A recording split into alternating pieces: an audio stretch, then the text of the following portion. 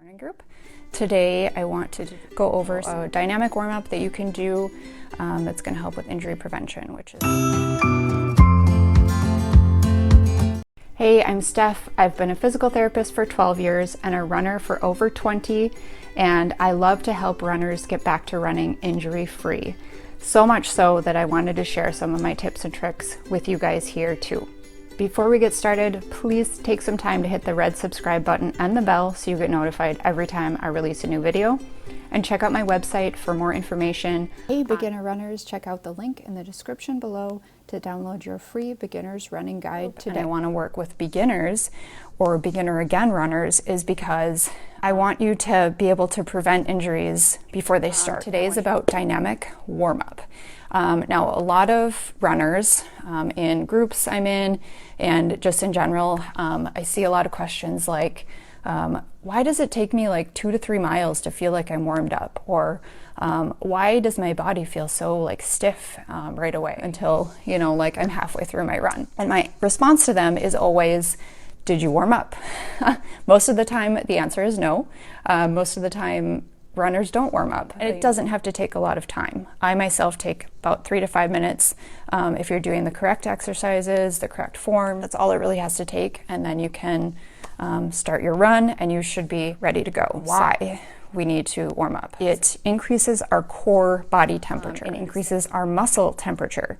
So if your blood is pumping to your muscles are warmed up, and they're going to be able to perform better for us with less risk of injury. It helps to jumpstart and stimulate our nervous system. So that's the system where the brain is working to tell our body, our muscles and joints what to do.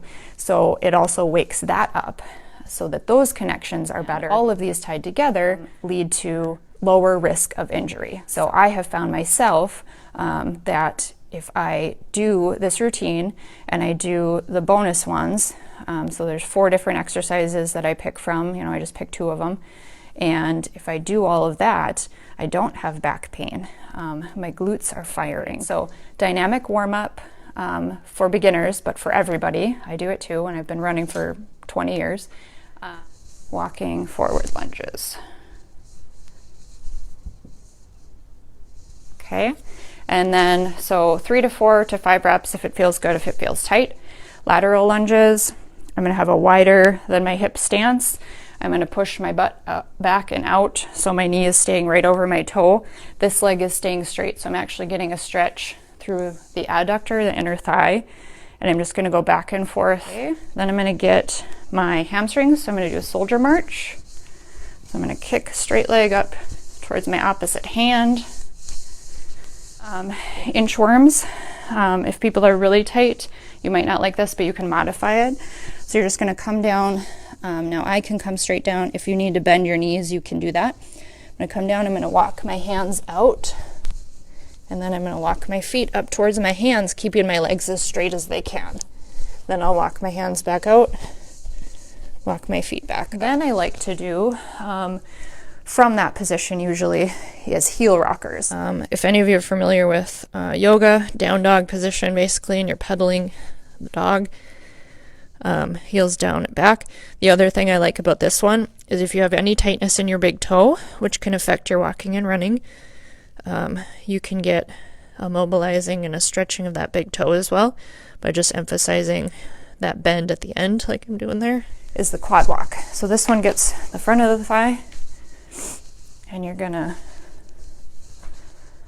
just bring your heel to your butt, keep your balance. The other thing you can do with this one to work on balance and getting your ankles warmed up a little bit more is you can actually do a heel raise at the top of this.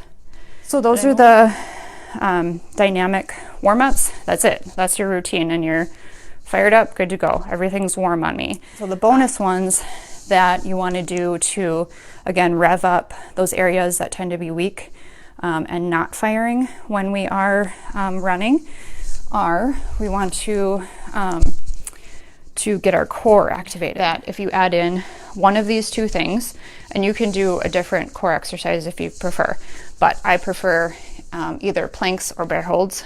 They're quick, they're effective, and it's what I've found that is necessary for me. So planks, obviously most people know what a plank is, but either full straight up, or you can do it on your elbows as well. And again, I don't want my back to arch like that. I want it to be nice and straight. It shouldn't be sore through my low back at all. If it is, it means you're arching too much. So you want to hold for 30 to 60 seconds and do 2 sets. 2 sets of those. So I would either do that one or what's called a bear hold.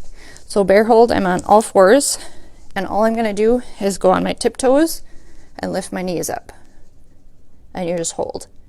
So similar to a plank, different position. I just like to change it up sometimes, so I'll switch between the two. So same thing, 30 to 60 second hold, and then I'll do 2 of them. The other 2 that I choose from, we want to get the hip external rotators kicking in. They're important stabilizers. We want to get those firing because they tend to be slacking and weak on people. I'm going to take an exercise band, and I like Perform Better bands. That's what I've got here. I have a link to that in my products I love section on my website. So the 2 things I like about this one are you can do it with the toe touch. I like that you're standing, so you're having to stabilize already. You want to make sure you're not dropping your hip, make sure everything's nice and stable there.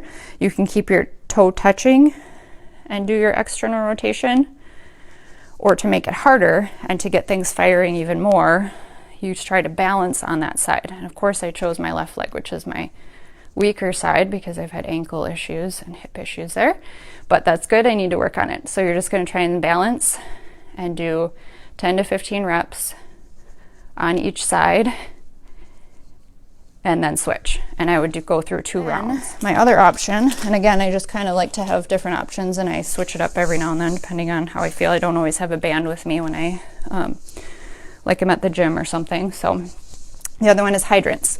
So you'll be in that bear hold position, and all you're going to do is just like a dog, like you're peeing on a fire hydrant. You're just going to go up and down.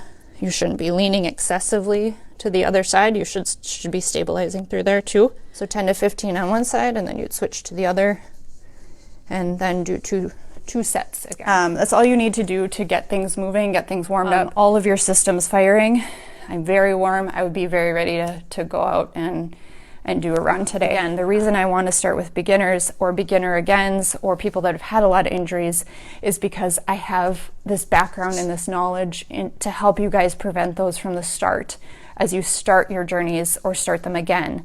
I don't want you to have to deal with those injuries. If anybody is interested, please comment, and I will get back to you and get you started on a program that can just honestly change your life. If the video was helpful, if it was, please give me a thumbs up, share with your fellow running family and friends, and thanks for watching.